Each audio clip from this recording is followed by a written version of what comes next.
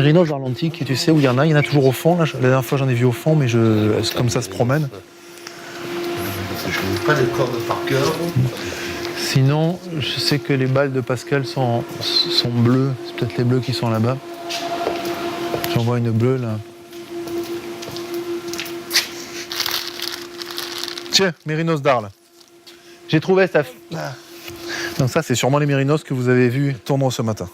La manufacture Brandeville-en-Tirant, c'est une manufacture familiale fondée en 1808 sous Napoléon, qui depuis et toujours aujourd'hui cherche des fibres nobles dans le monde entier, crée selon une création inspirée par la nature et fabrique intégralement à l'Île-sur-Sorgue des plaids, des châles, des écharpes, des couvertures, des couettes, de laine de France, mais de fibres lainières du monde entier.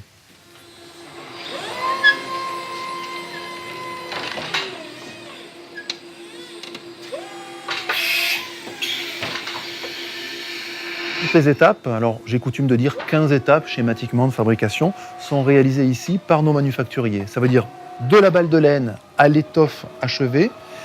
Ça veut dire la préparation, le cardage, la filature, le bobinage, l'ourdissage, le tissage, l'épincetages ici même, la réparation des défauts, le travail de couture donc, et puis le foulage, très important dans notre métier, le grattage au chardon pour créer la toison du tissu, les après secs, alors brossage, etc., le frangeage des plaids, et puis la confection, coupe, étiquetage. Tout est réalisé ici à l'Île-sur-Sorgue, dans nos locaux. Tout à l'heure, mais on va les voir demain en comité création. Oui, je pense qu'il faudrait les reprendre. Et il a bien fait les essais, Nicolas? Les deux. La matière présente une douceur absolument extraordinaire. C'est la douceur d'une laine très fine, c'est presque un toucher savonneux. On a des touchés d'exception, c'est le cas. Et ici, à ce toucher d'exception, s'ajoute une élasticité de la fibre, car la fibre est un véritable petit ressort. Les spires sont très enroulées sur elles-mêmes, et c'est ce qui donne le moelleux, le gonflant, une certaine élasticité. Et vous voyez, quand on comprime cette étoffe, eh bien, on se rend compte qu'elle a du ressort. C'est un produit qui est à la fois au plan esthétique exceptionnel et au plan de la performance technique exceptionnelle aussi.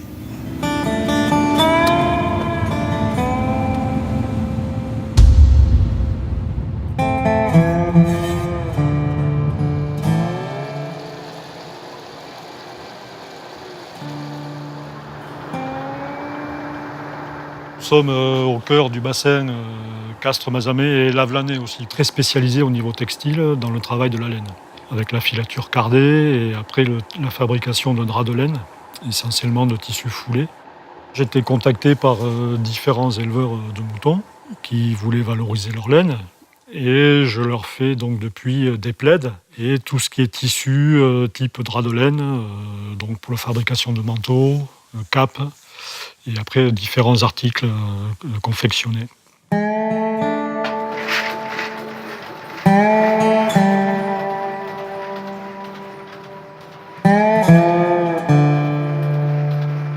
Je suis régulièrement contacté par des éleveurs qui veulent faire transformer leur laine.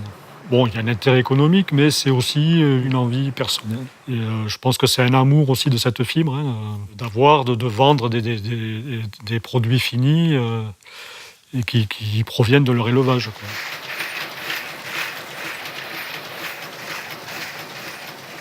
Et parallèlement aussi, j'ai de plus en plus de stylistes ou fabricants, créateurs, qui cherchent cette source d'approvisionnement en tissu, donc pure laine, avec un circuit le plus court possible, quoi.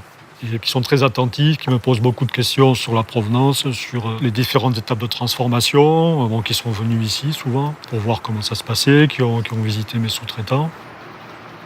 Pour répondre à leurs besoins, à leurs demandes de tissus plus fins et plus légers, je suis amené actuellement à chercher des solutions avec des laines plus fines. Donc en France, essentiellement le mérinos d'Arles.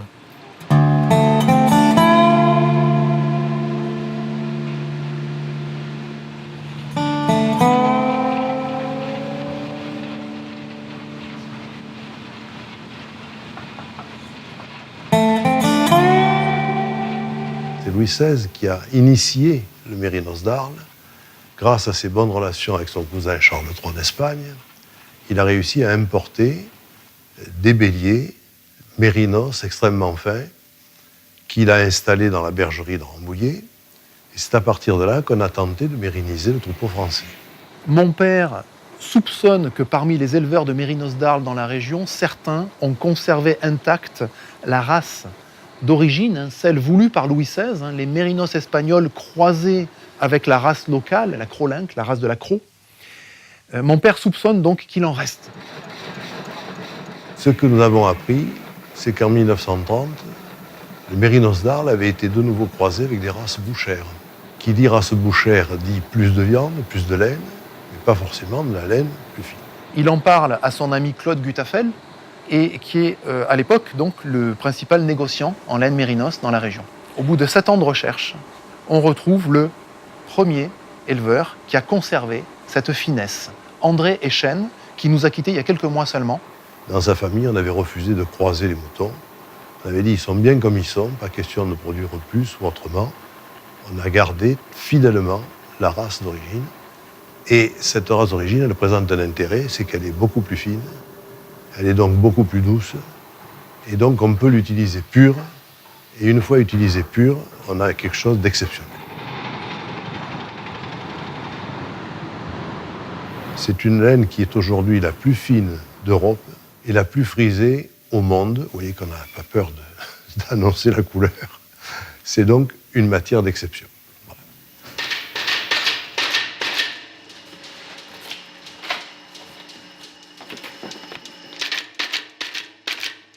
Cette laine est merveilleuse, parce que non seulement elle est de la région, donc elle a vraiment quelque chose à raconter en termes de contenu immatériel, et pas seulement matériel, mais en outre, c'est une laine qui est bourrée de qualité, parce qu'elle est à la fois fine, très frisée, elle a donc un ressort. C'est une excellente laine pour les couettes, pour les oreillers, pour les surmatelas. C'est une laine très chaude sur des plaids, pour se les mettre sur les épaules, pour des couvertures d'hiver. Mais comme elle est fine, on peut aussi en faire des articles très très légers. C'est la laine qui est la plus transversale dans toute la gamme des étoffes que nous fabriquons, parce qu'elle cumule énormément de qualités.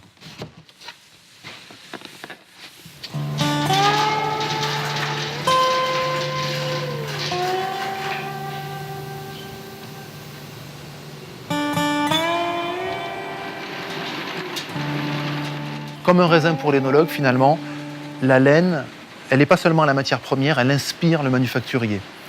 Selon qu'elle est longue ou courte, selon qu'elle est mate ou brillante, selon ses tons naturels qui autorisent des créations à partir de marron, de gris, de noir naturel, ou bien selon qu'elle est très blanche et qu'on peut là la teindre de toutes les couleurs, du plus pastel au fluo, au plus intense.